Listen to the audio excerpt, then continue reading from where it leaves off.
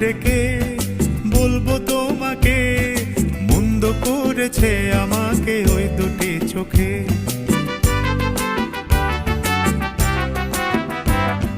কি নামে ডেকে বলবো তোমাকে, মন্দ করেছে আমাকে ওই দুটি চোখে।